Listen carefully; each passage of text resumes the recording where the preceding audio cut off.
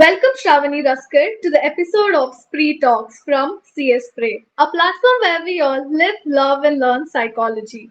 In this podcast, I, Suhasini, will be the host, and today we'll be decoding neuropsychology with an experienced neuropsychologist.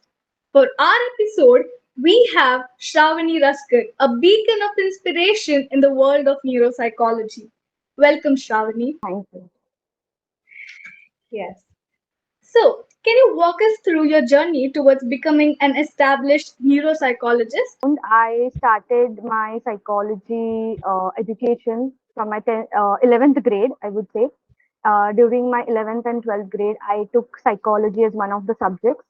And after that, I pursued my bachelor's in psychology, during which in the second and the third year, I took psychology as my specialization. After that, I took up my master's in neuropsychology, which I completed from National Forensic Sciences University, which is in Gandhinagar, Gujarat. And currently, I am working as a school counselor, specifically with the neurodevelopmental children, where I work on them. And I started this journey in the bachelor's degree. I would say I took up psychology seriously, I would say, because in 11th and 12th grade, it was not decided if I will be taking psychology or not.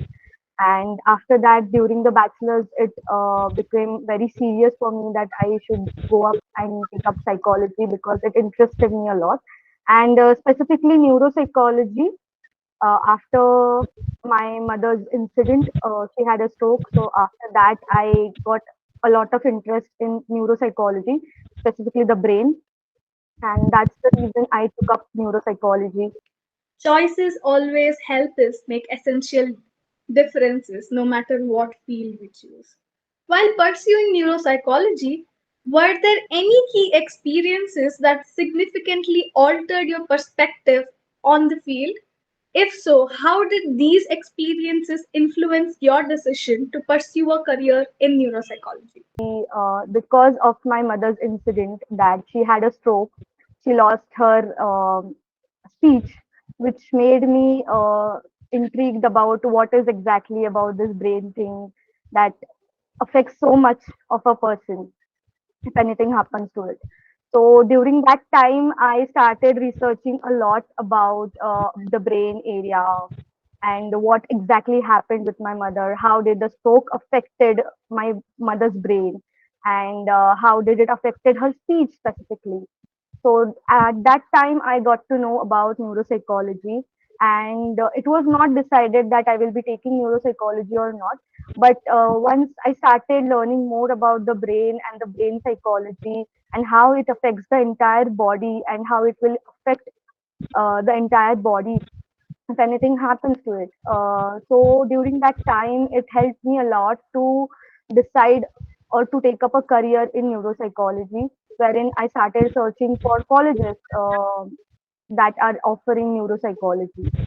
And so after that, I took up a master's degree, as it was not offered during the bachelor's degree, but it was there during master's, and it helped me to. So my personal experience did help me to take up neuropsychology ahead, and yeah, that's the reason that I took up neuropsychology as a career. Yeah, so definitely neuropsychology is an interesting and intriguing field of psychology. That's So, right. can you please shed some light on the roles and responsibilities of a neuropsychologist? So for a neuropsychologist, I would say there are little similar to the clinical psychology, the roles and the responsibilities, but it will differ in some ways, like the assessment and diagnosis, more of a comprehensive neuropsychological assessment to evaluate specifically the cognitive more than the emotional and the behavioral functioning of the patient. After that, we use a standardized test, not just the clinical test, but the neuropsychological test to do the observations or to make the diagnosis of the neurological disorders, be it dementia, Alzheimer's, autism, ADHD, whatsoever. So there are a lot of developmental tests as well, neurodevelopmental tests to diagnose autism and ADHD. So assessment of a clinical and a neuropsychology differs in this way. Other than that, the treatment planning and the interventions, the next role I would say is the treatment, wherein we give neurotherapy, I would say, or neuro rehabilitation that will happen with the person, and not just the clinical therapy. It will be a more of a comprehensive neurological treatment to the person, to develop a plan based on his assessment results, and to provide a cognitive rehabilitation or a psychotherapy. Other than that, we will be collaborating with the other healthcare professionals like neurologists specifically. A clinical psychologist may not collaborate with a neurologist or a neurosurgeon for that matter, but a neuropsychologist will be collaborating with the neurologist or a neurosurgeon to understand what is exactly happening to the brain. Uh, Further, it will be a patient and family education that the person, that a neuropsychologist will have to go and do. That is explaining the assessment procedure, what are the tests that will be using, why these tests are used, how these tests are going to be administered on a person, and how these tests are going to help the patient and their families to have a clear picture of their condition, and also provide a detailed structure of or detailed treatment plan to the family members, that how the steps of the cognitive rehabilitation going to help the person to uh, develop some kind of improvement in him or her. Further, it is also important for a neuropsychologist to monitor the progress of the patient, how he is progressing in his cognitive functioning. Is there any development in his cognitive functioning? Is there any development in his learning? Is there any development in his memory? Per se, if there is any kind of memory loss in that person. For other reasons, the neuropsychologists can also be conducting researches to advance the knowledge in neuropsychology. They can collect, analyze a lot of investigative brain behavior relationships related research, and they can also get into educational responsibilities where they can do teaching the master's students, or say bachelor's degree students, where they are having neuropsychology as one of the papers during their bachelor's. Other than that, they can also provide supervision and mentoring sessions for the students who are who have that interest in the field of neuropsychology. For the professional responsibilities, I would say continuing the education. Myself, I have completed my master's in neuropsychology, but I am still interested in pursuing my further education either in MPhil or PhD or PsyD, to keep on going my professional development and to stay connected to the current advancements in neuropsychology. Other than that, similar to the clinical psychologist, we do have the administrative responsibilities like documenting and reporting the patient's improvement, say, status, and whatever assessment diagnosis that we are doing, and also to practice the management. Like if we are working with the other professionals, we need to be able to manage all those things, that whatever we are working with the other professionals. Also, collaboration and consultation. We need to keep on consulting other professionals like the neurologists and the neurosurgeons as well about the development of the brain that is happening with the patient or our client. Yes, there are a lot of roles and responsibilities, and it might sound simple, but there are a lot of diverse areas that you interact with. So, what are some of the biggest challenges neuropsychologists encounter in their work, and what strategies do you recommend for overcoming them? So I would say that neuropsychologists often deal with complex cases involving multiple cognitive, emotional, and behavioral issues, which can be challenging to diagnose and to treat accurately. For this, we need to continuously keep on learning to stay updated with the latest research and developments that are happening in neuropsychology, and to also improve the diagnostic and treatment skills. Other than that, we can use multidisciplinary collaborations.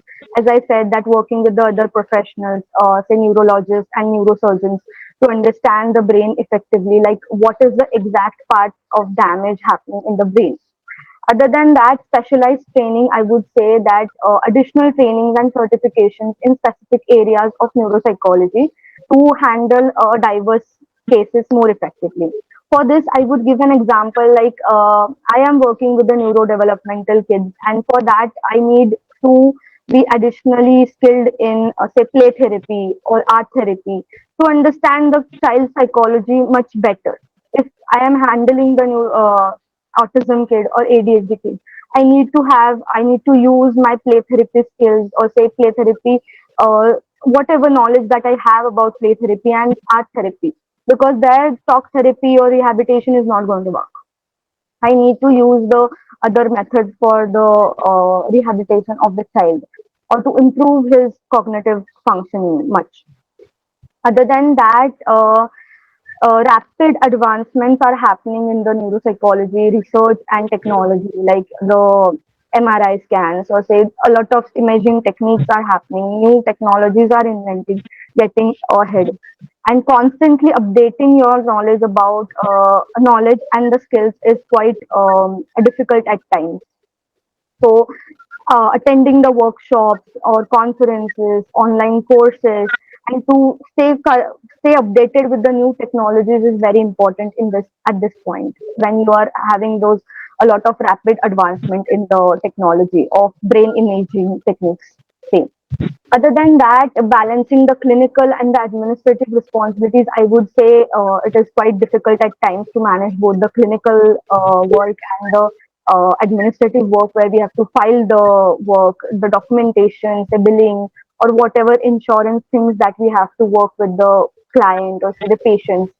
Also, at times they have some medical ongoing procedure happening to be okay with that, to be connected with that, what exactly treatment is going at the hospital they are having. So that thing is also difficult to balance out those things at times. I would say that is also difficult. Other than that, having a proper communication with patients and family is also at times difficult. Convincing the parents, or I would say in my condition, like if I'm dealing with the children, convincing the parents that there are some issues in the child that you need to look out for, and you need to take up therapy for that. So at times it is difficult for us to convince the parents, because they are a lot rigid with that कि नहीं है, मेरे बच्चे को कुछ नहीं हुआ है, नहीं ये तो नॉर्मल है, ऐसे तो होता ही रहता है. And after COVID, I feel that there are a lot of children who are having some issues with them, and it is a lot difficult for parents to accept those things. It's not their issue or something, but it is in general hard for the neuropsychologist to convince the parents that you need to take up some actions for your child. And similarly, there is for the adult as well, that if there is a stroke patient, say, or there is any other kind of dementia, Alzheimer's, the parents or the caregivers are not ready to take up therapy for that matter. They are ready to take the medical treatment, they are ready to take the medications that needed. But when are told to take up the therapy thing, neurotherapy or say cognitive rehabilitation therapy, they are not ready to take it up. So at times it becomes difficult to communicate with the parents as well, or the caregivers and the other relatives as well, I would say. Yes, understanding the root cause is always very important, and there's nothing in this world that is hassle free, right? Right. Yeah, so what are some educational requirements to become a neuropsychologist? Okay. So there are two things in neuropsychology field. First is the neuropsychologist, and the second is, I would say, clinical neuropsychologist. So a neuropsychologist is someone who has a bachelor's degree in psychology and then a master's degree in neuropsychology specifically. Whereas a clinical neuropsychologist is someone who is also having a MPhil degree in clinical psychology, but who has also specialized in the field of neuropsychology during their MPhil program. So, as we all know that during our MPhil, we also have our neuropsychology as one of the subjects. during which if we choose a research paper related to neuropsychology, we can gain some experience of a neuro psychology field. So, if you want to become a neuropsychologist, a bachelor's degree in psychology and then a master's degree in neuropsychology is enough.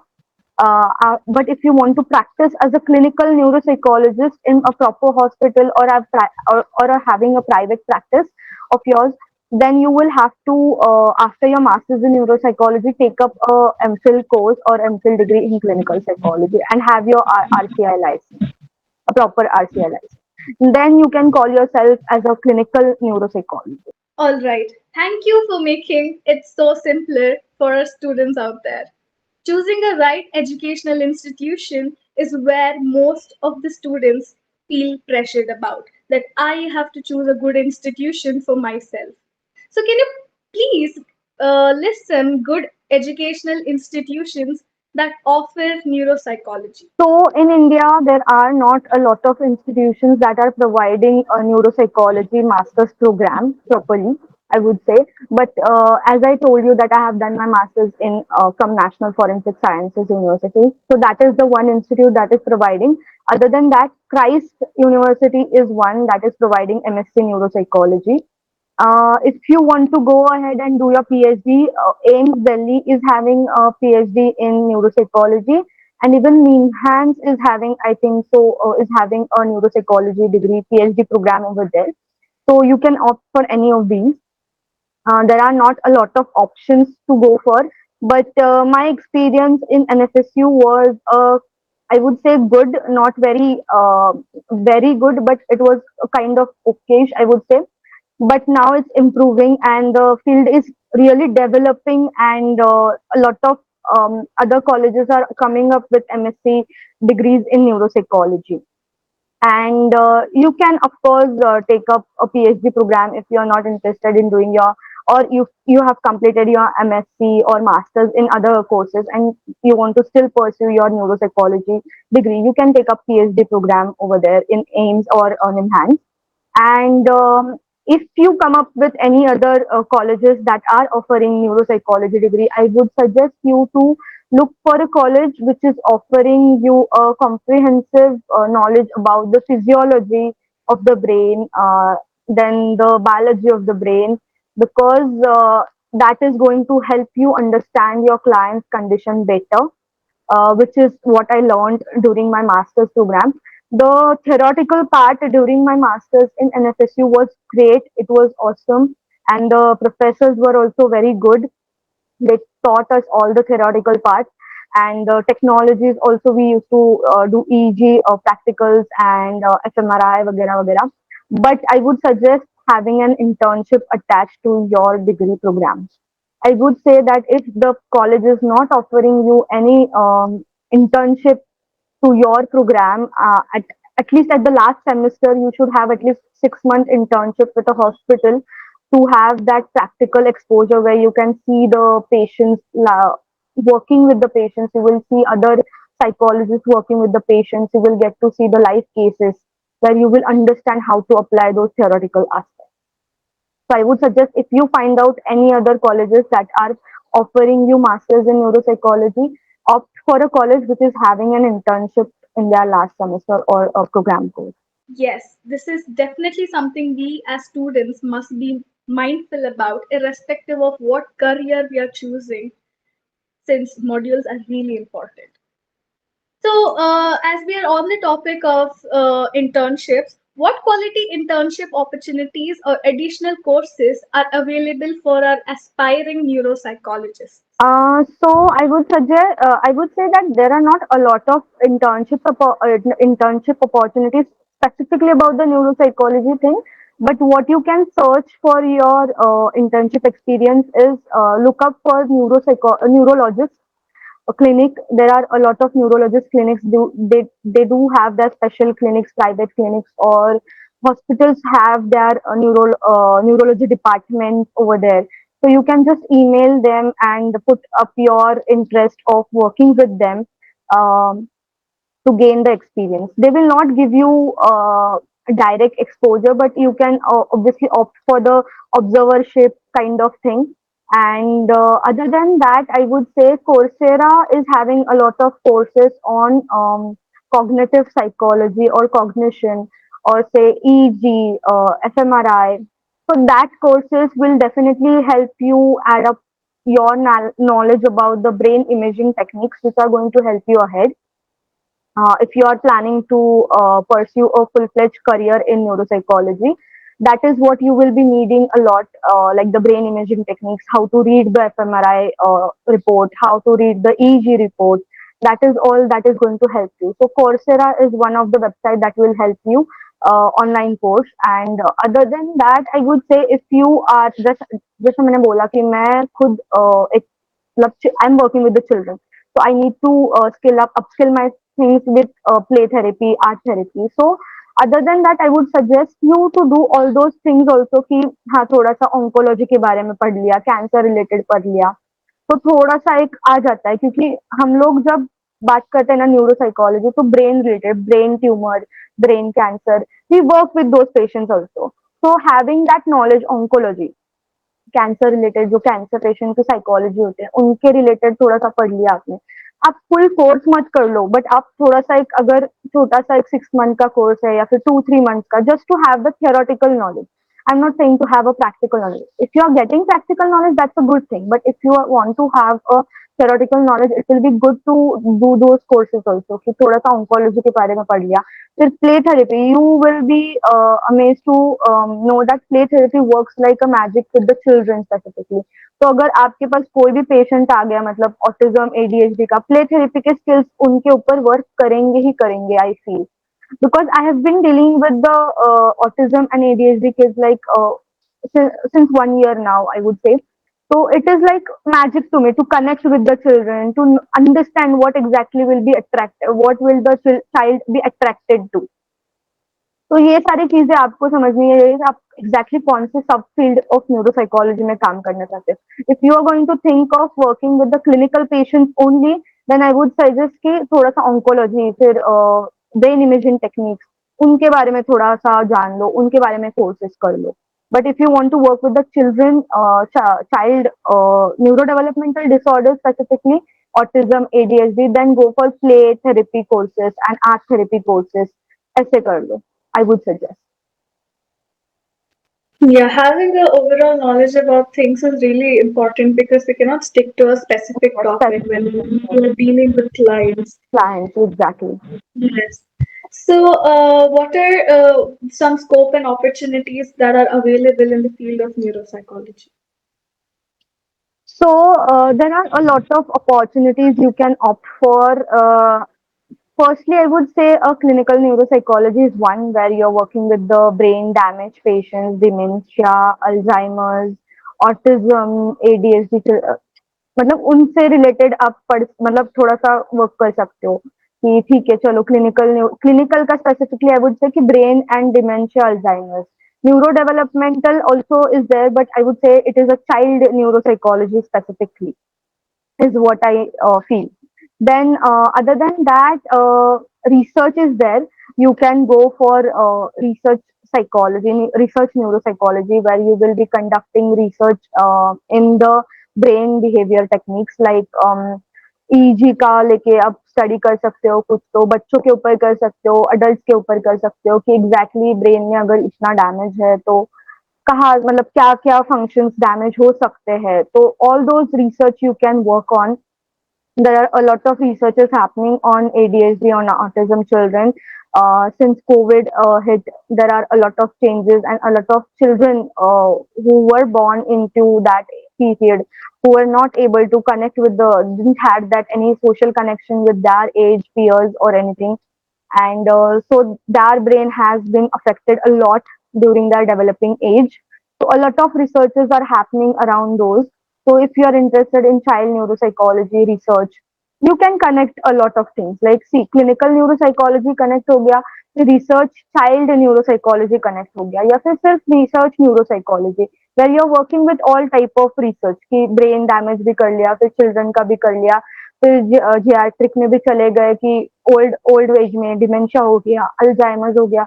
तो कितने as में Alzheimer's होता है, फिर why is the age getting reduce, like बहुत सारे adulthood में जा रहे लोग जिनको अल्जाइमर्स वगैरह होने लगा है. A lot of researches is happening around that as well. Other than that, other scope is about rehabilitation, where you are working with the rehabilitation centers to provide cognitive therapy to the patients. Like there are a lot of what's say old age homes where they are providing where they are having a lot of dementia, Alzheimer's patients, and they need rehabilitation a lot of time. And so it is one of the scope for the neuropsychologists to work in, where they can be working with the patients of Alzheimer's and dementia to improve their cognitive functioning. Like memory loss है उनको, but उनका memory loss आप कितने time तक कम कर सकते हो, how you can just regain it a little bit, not fully but थोड़ा सा regain कर सकते हो, उनको अपने daily functioning में पॉसिबल हो सके उतना काम कर सकते हैं वो, इतना आप उनको थोड़ा सा काबिल बना सकते हो, उनको रिहैबिलिटेशन दे सकते हो. That is one thing that you can work in. There are rehabilitations giving opportunities for the neuropsychologists on a visiting basis. I would not say a permanent basis. There might be a permanent basis also jobs opportunities working there, but most of the time they are having visiting basis पे कि hospitals में भी there are a lot of neuropsychologists working जहाँ पे वो visiting basis पे जाते हैं to work with the patients if they are having say dementia patient or Alzheimer's patient visiting a neurologist or a neurosurgeon for that matter, or a psychologist or a psychiatrist. So they will be working together to give the rehabilitation to the patient. Other than that, there are academic positions also. As I said, teaching में जा सकते हैं. And one more field that is, I would not say developing, but it might develop ahead in future. That is forensic neuropsychology, where you will be called to give your expert opinions on the legal cases involving the brain injuries and the neurological issues. So most of the time क्या होता है ना कि जो criminals होते हैं या फिर जो विक्टिम्स होते हैं उनके ऊपर बहुत ज्यादा ट्रॉमा की वजह से बहुत सारी चीजें हो जाती है कि they might be either faking it up or they are just trying to not able to remember few things because of the trauma or other things that might happen during the crime scene or the victim or the criminal is doing. So at that times, many a times, a neuropsychologist can be consulted for understanding his cognitive functioning specifically. Or if the say the criminal is saying that I was not aware of what I'm doing. So what was the exact reason that he was not aware of what he was doing? Was it the real thing? To understand his cognitive functioning or say the victim's cognitive functioning, is he or she telling the right thing, was he really in the senses during the crime happening, so is the cognitive functioning of the victim well intact, I would say, or if there is any kind of brain damage to the victim or the criminal per se, is that brain damage affecting what they are speaking or what they are saying or what they are telling the about the crime scene or whatever. So there are a lot of things related to the forensic also where the neuropsychologist can be consulted. For opportunities, I would say hospitals working with the neurologist and the neurology department, I would say. Then clinics, private clinics of a neurologist. Neurologist and the neurosurgeon do have their private clinics, so you can work with them also. Then there are research institutions where neuropsychological researches are happening, uh, specifically with the children and the Alzheimer's and dementia things. Also, if you are a clinical neuropsychologist with an RCI license, you can have a private practice of your own where you are dealing with these cases directly. Other than that, I would not say corporate sector में इतना कुछ scope है, but there might be some corporate sectors that might be calling a neuropsychologist specifically to assess the cognitive functioning of their employees. से memory functioning, learning की कितनी capacity है, फिर memory की कितनी कैपेसिटी है, फिर अदर एग्जीक्यूटिव फंक्शनिंग की कितनी है, मल्टीटास्किंग कर पाता है कि नहीं. To assess those things also, a company might call upon a neuropsychologist to assess and administer some tests, to run tests on them. Other than that government and NGO भी होते हैं जहाँ पे ओल्ड एज होम भी आता है कि जहाँ पे ओल्ड जो हमारे जियाट्रिक पॉपुलेशन होती है वहाँ पे अगर डिमेंशिया अल्जाइमर्स के अगर कुछ स्कोप दिख रहा है तो वहाँ पे भी हायर कर लेते हैं न्यूरोसाइकोलॉजिस्ट को फिर रिहैबिलिटेशन देने के लिए, जैसे मैंने पहले बोला था कि थोड़ा सा ओल्ड एज होम में भी जाता है कि रिहैबिलिटेशन देने के लिए विजिटिंग बेसिस पे. So that is the scope and opportunities I would say in the field of neuropsychology. For Since we are already addressing these diverse areas, can you help us list all these different areas of specialization in neuropsychology? so there are not specific specialization I would say, but what I came up with is like first is clinical neuropsychology I would say, then is child neuropsychology where you are dealing with clinical is mostly with the brain. I would say clinical disorders, not the brain damage ones. But yes, if you are working with the clinical neuropsychology, you will be having the psychological disorders as well. Where and along with that, you will be having the brain tumor patients, brain damage patients, the epilepsy, then brain stroke, all those will come in clinical neuropsychology. Other than that, then the child neuropsychology, उसमें सारे autism, ADHD जो neurodevelopmental disorders है वो सारे child neuropsychology में आ जाएंगे. So when the brain is developing of a child, तो उस टाइम पे जो भी चीजें हो जाती है brain में, where there is a lack of development of the child, तो वो सारी child neuropsychology में आएंगी. Third, I would say is a forensic neuropsychology, जहाँ पे जैसे मैंने बोला कि लीगल सिस्टम में you have to work with the police and the department of the legal system. Criminal neuropsychology has not come up yet, but I would be including it in the forensic neuropsychology itself. Specifically, मुझे अगर लगा कि अगर आगे जाके अगर criminal neuropsychology आया तो it will be focused only on the criminals cognitive functioning and how it is affecting and how we can, उसमें भी अगर रिसर्च का पार्ट आ गया तो उसमें मतलब वो लोग रिसर्च कर सकते हैं कि how we should work with the cognitive functioning of a criminal to reduce more of a crime, something like that, I think. तो उसमें भी रिसर्च वाला पार्ट आ गया. Other than that, I don't think so. There is subfields of neuropsychology, but for now, it is just a proper overview of neuropsychology. We say only neuropsychology.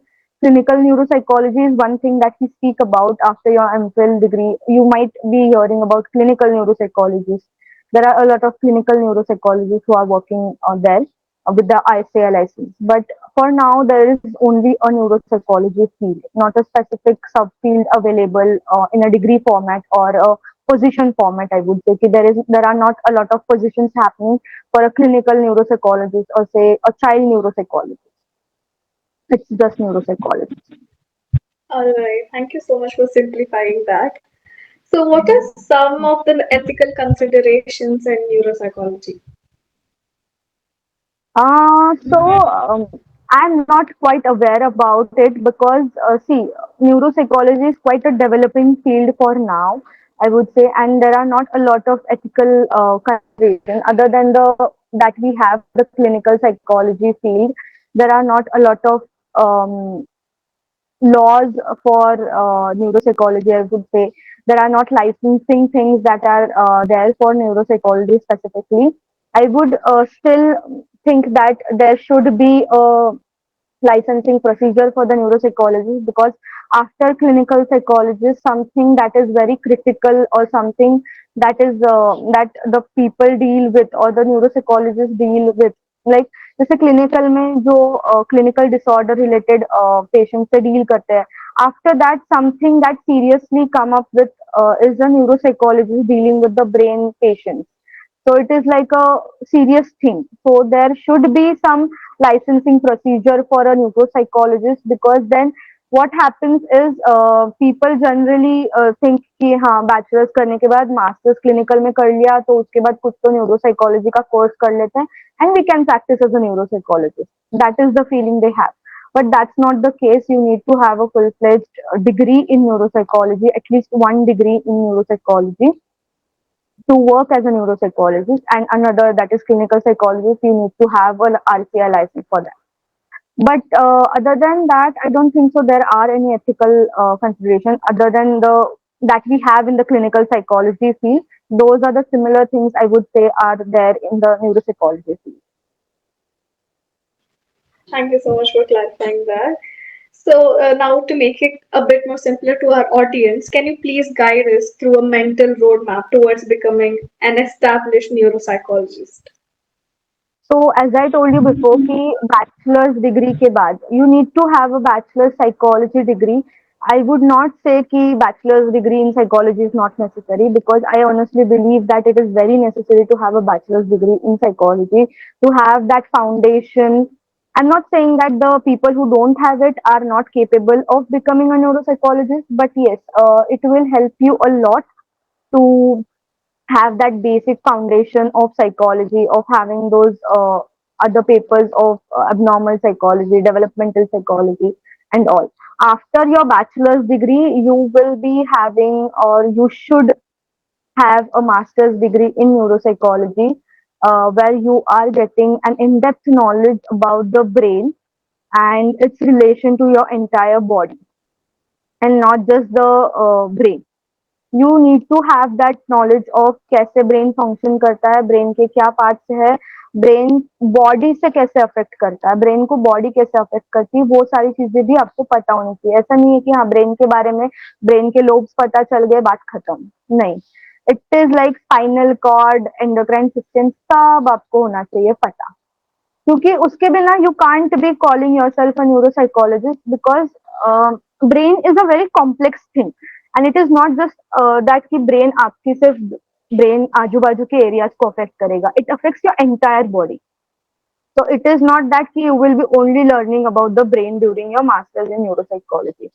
You are going to feel like an MBBS student learning about the entire body during your master's degree in neuropsychology. Because honestly, being a arts student and going to a MSc neuropsychology degree, I had that feeling of having a MBBS degree while having my MSc in neuropsychology. I had my classmates who had done their BSc degree, not in psychology, BSc in other subjects, but still they were having that difficulty to learn the theoretical parts, or to understand, or to keep that things in their mind कि हाँ ऐसे होता है वैसे होता है, brain इस चीज को अफेक्ट करता है, उस चीज को अफेक्ट करता है, और ये नहीं हुआ तो वो होगा. तो वो सारी चीजें, ऐसा नहीं है कि आपका अगर बीएससी भी है तो अभी आपको समझ आ जाएगा. It's not that. It is going to be difficult for the BSc students also, to for that matter, to understand the brain at times, क्योंकि उनको पता है सब फिजियोलॉजी बायोलॉजी पढ़ा है उन्होंने, बट फिर भी उनको डिफिकल्ट होगा, क्योंकि because it is difficult to understand brain and how it affects your entire body. So that is one thing I would say कि master's degree in a neuropsychology field is very important, and it is not like कि हाँ आपने clinical में masters कर लिया उसके बाद PhD neuropsychology में कर लो. It is not easy to come up with neuropsychology, ऐसे ही नहीं कर लोगे आप directly PhD. You need to have that basic. So masters in neuropsychology is very important to start your career in neuropsychology. Even if you are having a master's in clinical psychology and then you are wishing to pursue a neuropsychology degree by taking up MPhil in clinical psychology and then working as a neuropsychologist, it is not going to be easy, because you are not going to have the theoretical knowledge.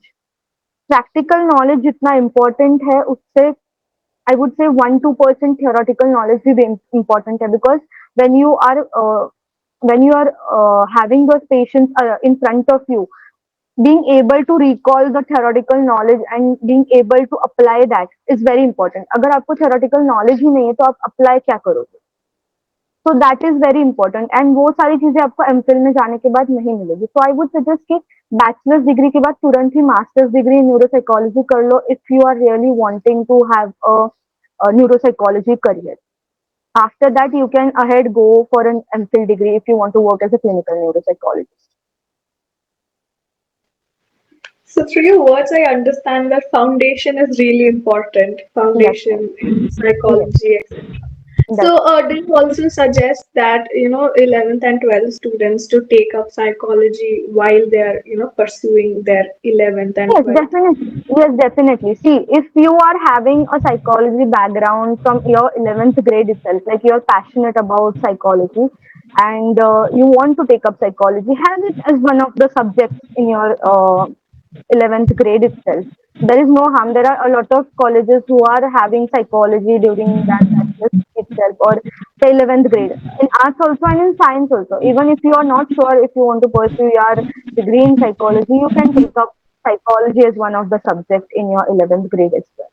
There is no harm in having one of the subjects, but I would say if you are not having it, bachelor's would be the start. It should start from bachelor's degree itself. All right, I'll just consider studying psychology in 11th and 12th would be a plus. Yes, it will definitely be a plus. Yes. Because then it will be like see bachelors में थोड़ा tension या फिर चीजें बोलते हैं ना कि आप थोड़ा और ज्यादा पढ़ने लग जाओगे 11th 12th में आप अगर बेसिक का आपको पता चल गया तो फिर बैचलर्स में यू विल बी फीलिंग कि हाँ थोड़ा ये तो मुझे पता है आप थोड़ा सा और पढ़ने लग जाते हो so that is going to be add up only कि हाँ add up of knowledge only.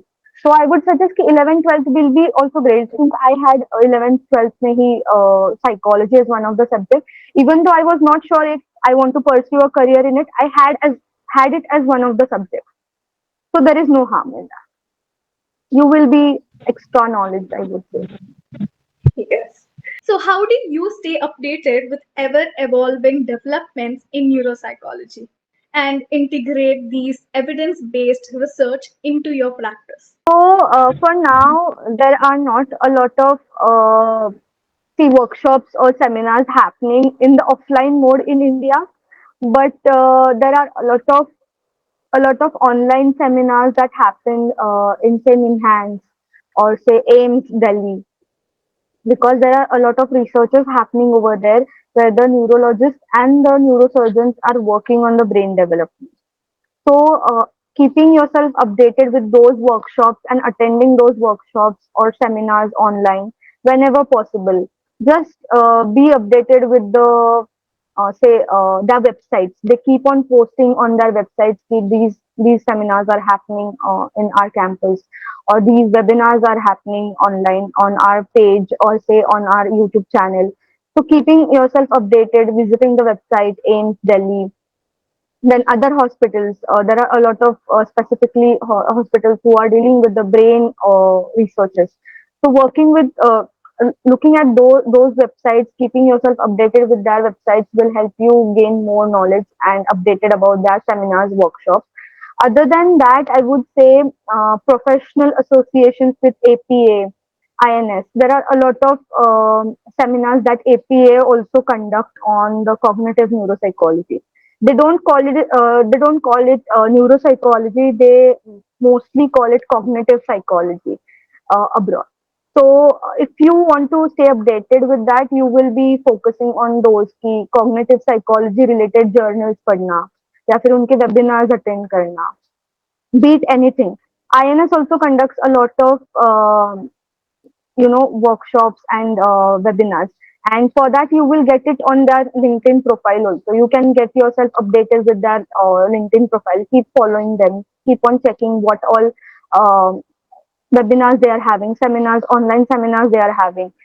They post it on Twitter also. Most of the time they post it on Twitter, so you can keep on yourself updated with the Twitter account also कि उनके account पे क्या post हो रहा है कि कौन सी link उन्होंने डाली है. They directly put up the link of the webinars and the topics they are conducting. If you're not able to join those webinars due to the time constrictions कि उनका हमारा रात होता है उनका सुबह होता है तो टाइम की वजह से कभी कभार नहीं ज्वाइन कर पाते. So they usually have those webinars posted on the YouTube channel as well. So keeping yourself updated with that YouTube channel also is very important. ऐसा नहीं है कि हाँ LinkedIn पे पोस्ट डाला मैंने मिस कर दिया तो छोड़ दो जाने दो कैसे अटेंड करें. Keep yourself updated with their social media also. जितना अपडेटेड अपने अपने सोशल मीडिया के बारे में रखते हो उनके सोशल मीडिया के भी अपडेटेड रखो कि उनके वेबसाइट पे जाके देखो कि उनका यूट्यूब चैनल का लिंक क्या है, उनके लिंक्डइन अकाउंट का लिंक क्या है, उनके ट्विटर लिंक का अकाउंट क्या है, मतलब क्या लिंक है वगैरह. Keep your self updated on all their social media sites also because all the foreign organizations of psychology do have their recordings posted on the YouTube channel for free. तो वो आप अपने कन्वीनियंस के हिसाब से देख सकते हो. And most of the time what happens we miss on the links and we miss on the attending the webinars because of the time, because it is night at our place and it is day and they do have it in their daytime and it is our night, so उसकी वजह से नहीं देख पाते हम लोग. But I would suggest कि YouTube links do check out their YouTube channels. There are a lot of channels. I can just ping you afterwards after this podcast and you can share with the audience.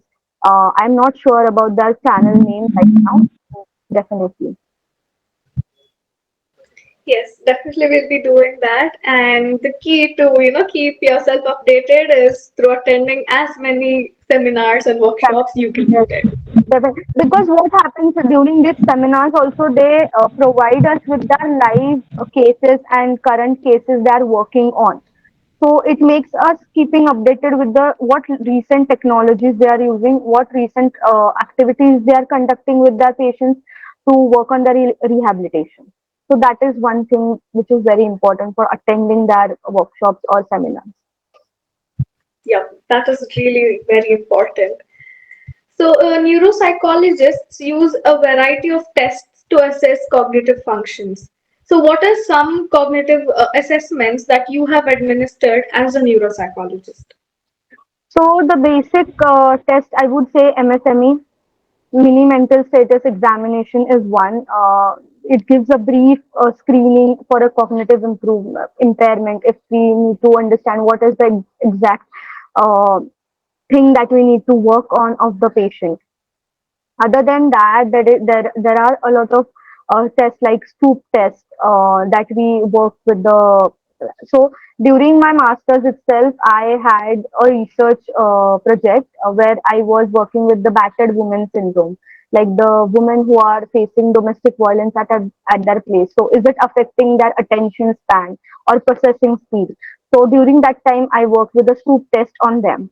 So that is one thing, scoop test to understand their cognitive flexibility, their attention span, and their processing speed. Other tests, I would say you must have heard of Wisconsin card sorting test, which is of executive functioning. Then the visual motor gestalt test is there. Then there are other tests like Wechsler's test for the child cognitive functioning. Some of the subtests of the Wechsler's are for the cognitive functioning of the child. So all those tests. Then there are autism scales for the autism child. There are a lot of other cognitive tests that can be administered on a patient or a client depending on their condition. Yeah, everything depends on the cause. Yes, that's And right. yes. So, right now we have arrived at the most awaited segment of our podcast, that is our audience questions. Without much delay, I'll ask them right away. So, what are some essential core skills, both technical and soft skills, that a successful neuropsychologist needs to possess? So, for technical skills, I would say clinical assessment is one, being aware of the assessment skills, which test needs to be administered to the patient, client, whatever you're handling with.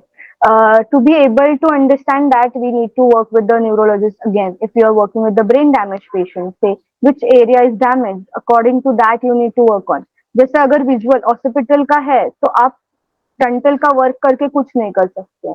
Frontal का neuropsychological assessment करके you can't do anything. So you need to work with them also for the clinical assessment part. Then diagnostic skills, you should be able to diagnose अगर Parkinson's है, Alzheimer's के symptoms दिख रहे हैं, Parkinson's के symptoms दिख रहे हैं, what is the cognitive damage that patient will have? What are the emotional and behavioral disorders that patients will go through? Autism child, ADHD child, there is a lot of similarity, and at times confusions do happen between the autism and ADHD child. The child is showing autism features but is also hyperactive at times. So what is exactly the cause or what is exactly happening with that child? To be able to understand कि कौन सी test run करनी है वो child पे, that is also important at times. Then Other technical skill, I would say treatment planning. First, which condition we need to focus on, then what is the next procedure, like next condition we need to focus on. पहले attention पे focus करना है कि memory पे focus करना है, पहले speech पे फोकस करना है कि पहले अटेंशन, कि उसका अभी for example if since I am working with the children I will give an example of a children child only, कि पहले उसके आई कांटेक्ट पे वर्क करना है कि पहले उसके स्पीच पे वर्क करना है. To be able to understand those treatment planning procedure is also important at times. Then to have that proper development in that child. And similarly brain damage patients में भी अगर cognitive functioning की issue problems है तो आप किस चीज पे वर्क करना स्टार्ट करोगे, पहले पहले मेमोरी पे फोकस करोगे, पहले एग्जीक्यूटिव फंक्शनिंग पे कौन से पहले एग्जीक्यूटिव फंक्शनिंग पे फोकस करोगे, लर्निंग पे फोकस करोगे, कितना अटेंशन है उसका उस चीज पे, अटेंशन है कि नहीं है उस चीज पे फोकस करोगे, कौन सी पहली चीज है. तो having that proper treatment plan of your patient or your client is very important skill that you need to have to be able to understand the proper procedure. Then is the research skill. ऐसा नहीं है कि आप अगर clinical field में काम करो तो रिसर्च की जरूरत नहीं है. Research is also important because you need to be updated about what are the techniques that are coming up with. All the time you can't be using the same old techniques and it is not going to work for each and every person or a client or a patient. It is if the condition is similar, even if the condition is similar, you are not going to be using the same procedure with that patient. Similar brain damage का patient है but उसके functioning में कुछ अलग changes है, उसके emotional behaviour में कुछ अलग चेंजेस है, तो you need to go up and do research about it कि हाँ ये कंडीशन के साथ ये इमोशनल चेंजेस है या फिर ये बिहेवियरल कंसर्न्स है हमारे, तो what are the related techniques that we can use. So that is also important to have those research skills. Other than that, technical skills जैसे clinical क्या है, रैपो जैसे है रिपोर्ट राइटिंग वगैरह है. Then technological proficiency, I would say, कि to be able to write it up, your detailed case history, say whatever your uh, case is about. Because see it is clinical में कैसा होता है, जैसे psychiatrist के साथ पेयर अप करना पड़ता है क्लिनिकल साइकोलॉजिस्ट को, न्यूरोसाइकोलॉजी में कैसे होता है कि उनको न्यूरोलॉजिस्ट न्यूरोसर्जन के साथ काम करना पड़ता है. So it is like your case is going to be seen by them as well. So you need to be able to manage it and to write it up properly कि आपने क्या क्या ऑब्जर्वेशन किए हैं, तो आपने क्या development की है, आपने क्या प्रोसीजर अप्लाई किया है पेशेंट पे to work on their cognitive ability, क्या रिहैबिलिटेशन प्रोसीजर, क्या टेक्निक्स यूज किए. you need to be able to write it up properly and write your report in a clear and detailed clinical manner. It is not something like कि हाँ मैंने लिख दिया ये apply किया, ऐसे नहीं हो सकता है. क्लिनिकल में क्लिनिकल एंड साइकाइट्रिस्ट का थोड़ा सा सिमिलर हो सकता है कि एमएससी वगैरह उन्होंने केस हिस्ट्री वगैरह सिमिलर हो सकता है, but for a neurosurgeon and neuropsychologist it is totally different thing to work on. तो उनका रिपोर्ट राइटिंग भी थोड़ा सा अलग हो जाता है कि it will be a more of a brain related and you need to be aware of the areas that the neurosurgeon is working on or a neurologist is working on. So that is one thing I would say. And talking about the soft skills, it's similar to the clinical psychologist. I would say communication skills needs to be strong, like verbal and non-verbal both. Verbal में, written में, सब communications you need to be able to. Your observation skills. अगर Parkinson's का patient आपके पास आता है, तो what are the observations you need to make about that patient particularly? Then there are empathy and compassion. You are having a geriatric population or you are having a parent in front of you of a child with an autism. You need to be empathetic and compassionate. You need to understand that they are not going to accept it just like that. It is going to be hard and you have to be constantly be empathetic and compassionate to those caregivers as well at times. Along with your patients, you need to be compassionate and empathetic to your patients' caregivers as well. Because most of the time, what happens is जैसे clinical disorders में होता है, वहाँ पे care givers का जितना importance नहीं होता उससे कहीं ज्यादा न्यूरो में होता है, क्योंकि अगर आपकी ब्रेन ही फंक्शन नहीं कर रही है properly, you are quite dependent on someone else. वैसे क्लिनिकल में इतना नहीं होता है कि उनका पूरा डिपेंडेंसी उनके केयर गिवर्स पे नहीं होती है. They are quite functioning well with their medications.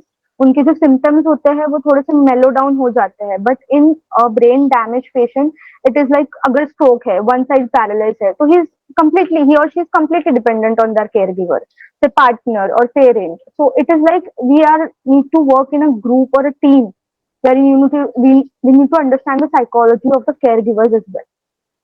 So that is one thing. It is not just the patient that you need to understand. It is the patient's caregivers also that you need to work on with and understand.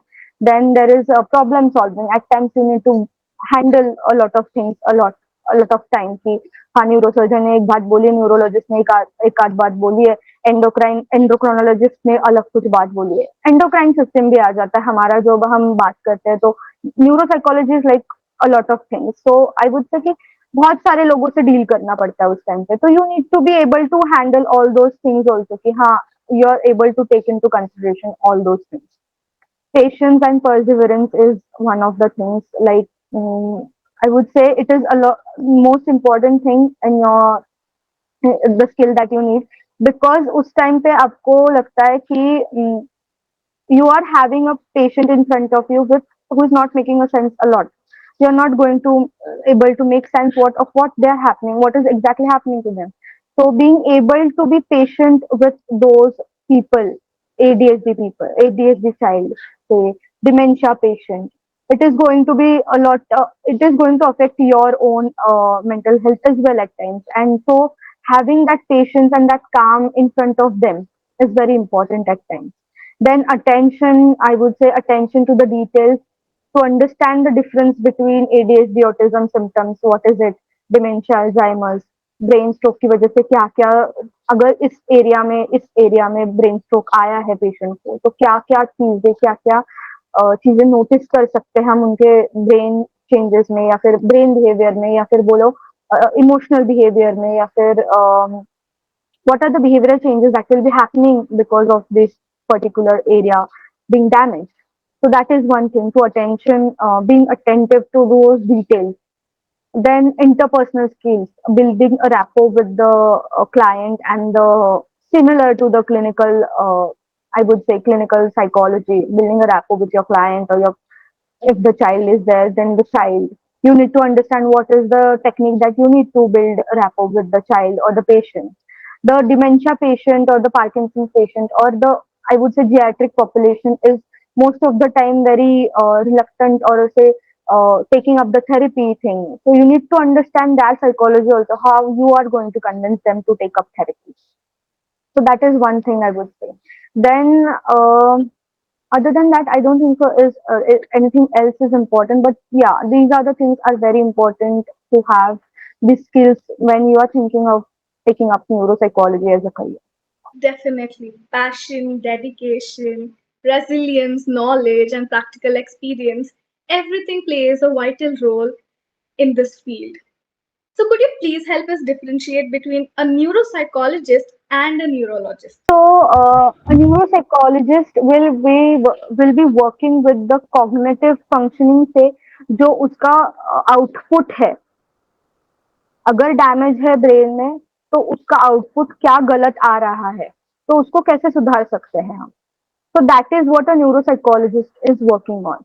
But a neurologist will be working on that damage itself, कि उस damage को कैसे repair करना है, regain करना है, not a regain I would से, but उसको वैसे ही कैसे रखना है कि और डैमेज ना हो जाए brain, is one thing that a neurologist will be working on, and it will be just focusing on the brain area and treating it medically, whereas a neuropsychologist will be working with a therapy thing, like non-medication thing, providing rehabilitation, providing activities or techniques, um, say working with the meditation thing, or providing them therapy about what are activities they can work on to improve their attention span, their memory, और से इतना ज्यादा मतलब इतना याद रह जाए वो अल्जाइमर्स डिमेंशिया पेशेंट के लिए, तो उस चीज पे कैसे वर्क कर सकते हैं हम. तो a neuropsychologist will work on that कि to make the person be able to manage at least some basic functioning, whereas a neurologist will specifically work on imaging techniques कि क्या उसके ब्रेन में इतना डैमेज है, तो क्या वो अलग और चीज को हैम्पर कर सकता है क्या ब्रेन में? What else it can damage ahead? Is it a lot of damage? How we can repair it? So there are a lot of stroke patients and brain tumor patients, I would say, where the neurologist work. A neurosurgeon and a neurologist will be working with that thing कि थोड़ा अगर brain tumour है तो उसको कैसे निकालना है, but वो ब्रेन ट्यूमर निकालने के बाद वो ब्रेन का जो हम लोग पियर्सिंग करते हैं, वो ब्रेन ट्यूमर निकालने के बाद जो ब्रेन का डैमेज हो जाता है ट्यूमर निकालते टाइम, उस ट्यूमर को उस डैमेज को रिगेन कैसे करना है, कि अगर उसका मेमोरी थोड़ा सा लॉस हो गया है तो उस चीज को कैसे हम वापस ला सकते हैं. A neuropsychologist will work on that, whereas a neurologist and a neurosurgeon will be working on that brain tumor कि कितना बड़ा है, कितना छोटा है, कौन से एरिया से जाना चाहिए हमने वो ट्यूमर को निकालने की, so that it causes a less damage to the brain. In this also a neuropsychologist will be concerned, will be brought into consideration कि कौन से एरिया से या फिर कौन से पाथ से हम जा सकते हैं जहाँ से ये ट्यूमर निकालना थोड़ा आसान हो सकता है. So that a neurosurgeon and a neurologist will work on. Whereas a neuropsychologist को वो कंसल्ट कर देंगे कि इतना डैमेज हो सकता है, the neuropsychologist will start making up the therapy कि हाँ इतना डैमेज होगा तो इतने सारी चीजें डैमेज होंगी उसके साथ. It might happen that a person might lose his memory for a while, और थोड़ा सा शॉर्ट टर्म मेमोरी लॉस का प्रॉब्लम हो सकता है, या फिर long term memory he might it might be getting affected, और इससे अटेंशन का इशू हो सकता है, कुछ भी हो सकता है. It is brain, so it can hamper the functioning of your body as well. So at times, so one point in this कि at times आपको ओटी के साथ मतलब ऑक्यूपेशनल थेरेपिस्ट के साथ वर्किंग करना पड़ सकता है, where his physical body is getting affected.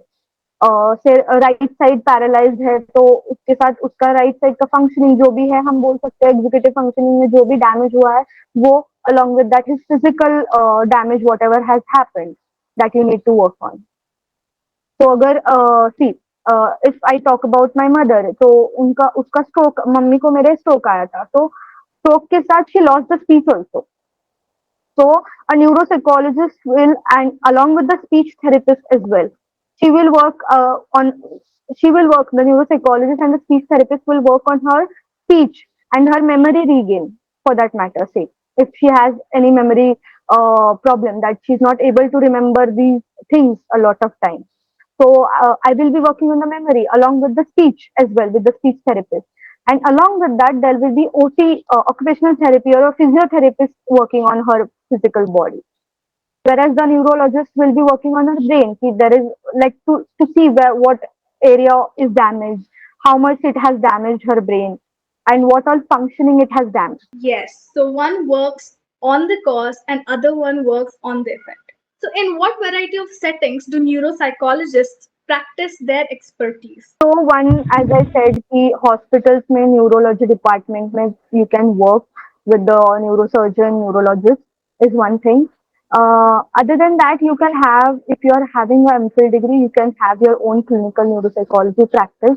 But I would say please have your master's degree in neuropsychology and not just your clinical psychology, MPhil in clinical psychology, because I think that MPhil in clinical psychology is a vast area where you have to work with a lot of subfields, like a lot of child patients you will be seeing, a lot of other clinical disorder patients you will be seeing, more than a neuropsychology patient or a neuropsychology theoretical background you will be having. So having a master's degree is very important. So sorry, I just a lot. I went off track, but yeah. So hospital is one thing. Private clinic, you can have your own private clinic if you're having an MPhil degree.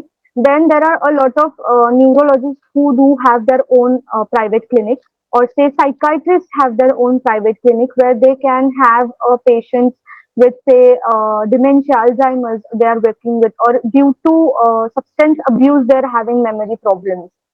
So a lot of time there are a lot of patients do come up to the psychiatrist or a clinical psychologist who have been through a trauma, say, or a substance abuse disorder, or any other disorder because of which they are having any cognitive functioning. So at that time also a neuropsychologist can be considered for neurotherapy. I would say cognitive rehabilitation therapy specifically. wherein they will be working on the cognitive functioning, administering tests and other administration, and what are treatment plans they can have, and they can be consulted in that as well. Other than that, as I am working in school, I am having a proper exposure to the autism and ADHD and the neurodevelopmental kids. I'm getting exposed to those children and getting the chance to work with those children and providing therapy to them.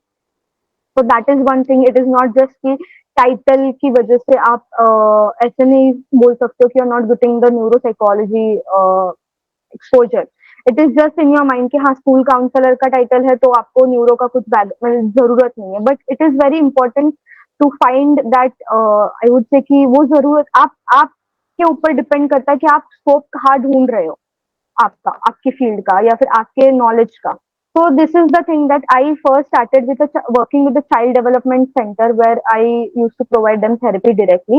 But after that, I got into school counseling, and then I'm working with the neurodevelopmental kids itself, providing them counseling, providing them therapy. So that is one thing that even if it is a school counselor position, you can work with those kids. You will get the exposure to the neurodevelopmental kids for that matter. So school is one thing.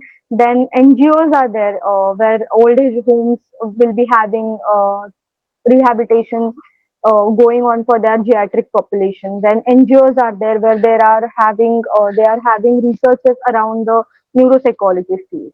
So these are the some of the expertise that some of the places where the neuropsychologist can be consulted at times. All right. Remembering different parts of the brain and its functions can be challenging at times.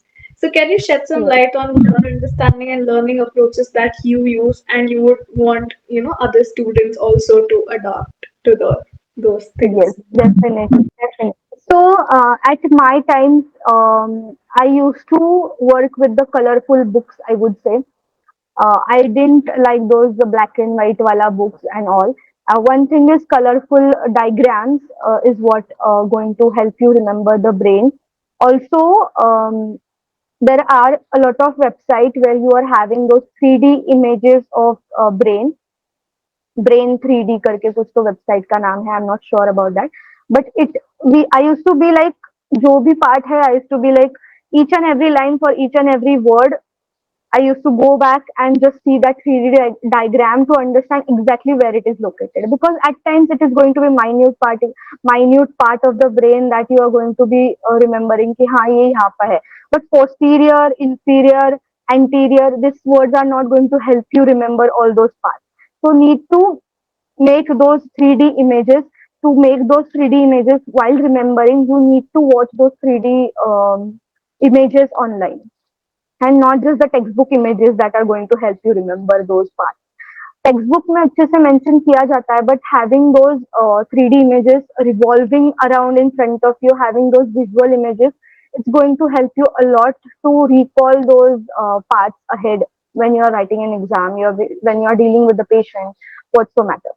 So having those things in front of you, googling a lot of websites while learning your concepts. Say you're learning a part of a brain and its function, or say dysfunction. What is the dysfunction it will cause? And in neuropsychology, it's not just the function; it is always about the dysfunction that is going to be worked on or looked for.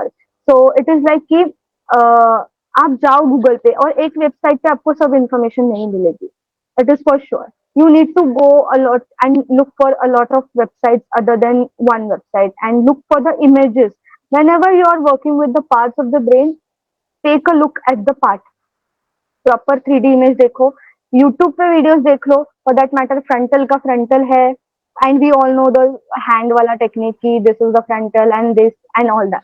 So that is the some basic understanding कि आप थोड़ा सा image बना लो. But other than that कि इसमें तो सब सिर्फ लोब्स आ जाएंगे, बट जो इंटीरियर मतलब इंटीरियर बोलते हैं ना हम लोग, तो अंदर का जो पार्ट्स होते हैं छोटे छोटे minute parts, it's not going to be remember by this.